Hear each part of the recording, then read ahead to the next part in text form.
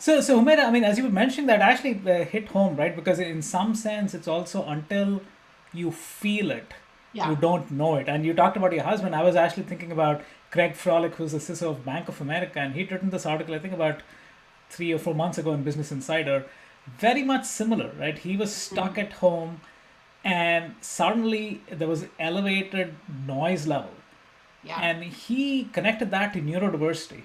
And he said, Hmm. if this is how I'm feeling at home right now with my kids schooling happening over here and Zoom issues and all that, and that heightened level of sensitivity is affecting me, now I need to pay more attention. And he written this amazing article on what is it for neurodiverse Hmm. people to have that extreme sense of hearing and unable to kind of function properly, right? So to Yeah. your point, I think sometimes, so coming back to your, I mean, your mentees, right? And the role of mentorship, again, talk about Mhm. how that actually gives people the permission to actually go out and seek help and be a better version of themselves. Yeah, and this is, I think, where Ashwin, I think organizations have a role to play. So we really partner with companies that are forward thinking, that truly want to create an equitable, inclusive workplace, right? So we don't even talk to companies anymore that say, well, we need to have the same budget for everybody. Yeah, no, you don't. Yeah. You don't. You need to make extra effort to make people who are different than the typical version of, what you see, to be able to provide similar opportunities. In this case, obviously, we provide mentorship to women at work, anybody who identifies as a woman, and we connect them with external leaders. So, not leaders within their organization per se. I mean, we can do that, but we try to connect them with other leaders outside. And what we have actually seen happen is, one, so I think employers are, as they pay for it, they are sponsoring, they're acknowledging, you know what, this is needed, we're going to help you, instead of the women paying themselves. Yep. But what we've seen actually happen is that a lot of times women in the workplace don't necessarily have a playbook of how do you advance. Whereas I see, even, I mean, my husband's such a great example on many fronts. Like, he would, go out and he would talk to his, colleagues and share his plans and his vision and where he wanted to be. And he, obviously, as he talked about it, he networks really well. Yep. They helped him, and he's been able to climb up the ladder very successfully. Whereas for women, even the ones that we work with, they just don't know how, if that's even a possibility, because they just don't see that representation. So I think just by even connecting them with other women, even if it means outside of their organization, who have achieved that level of success, to be able to Yep. share how they did it, right? So, and then what they actually learn is that while their journey has also not been as easy and simple, there are some tips and, not tricks, but tips that they can, and actionable insights that they can share that will help it's just a simple thing, is just ask. Yep. How do you ask, right? So ask in this way, prepare, practice things that we just don't learn. Yeah. Being able to hear that from a living person, not a book that's Yeah. probably written by a man. So I think that has really helped elevate, and women have been promoted.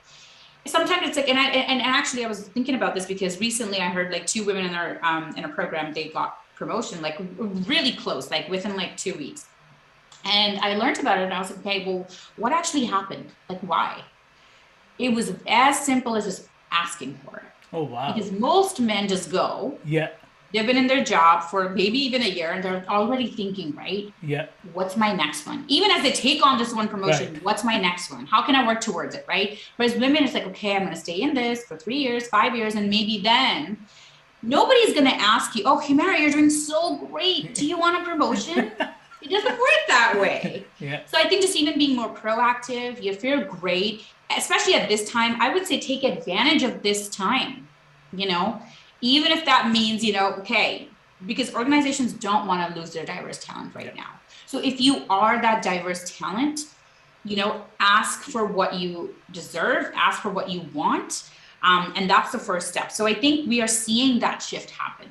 And that's the power of mentorship. It's not, mentors are not there to just, yes, they're there to listen, but they're not there to just, tell you what, their stories and stuff. It's also Yeah. about sharing what they can do Yeah. today. Like, what can you do today that has helped? Like, what did I do that helped me?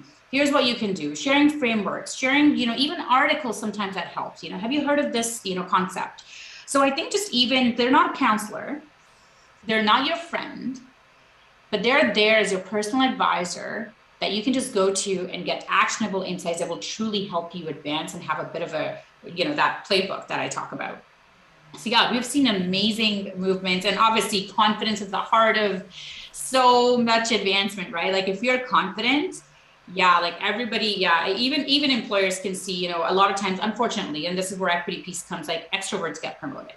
Yeah. Because they ask for it actively, right? They champion themselves. Introverts, it's really hard unless you're in a technical position, and it's, again, going into the stereotyping area. But yeah, I do think that this is such a crucial piece of any organization to be able to provide that guidance outside, so that it's a psychologically safe environment and unbiased too.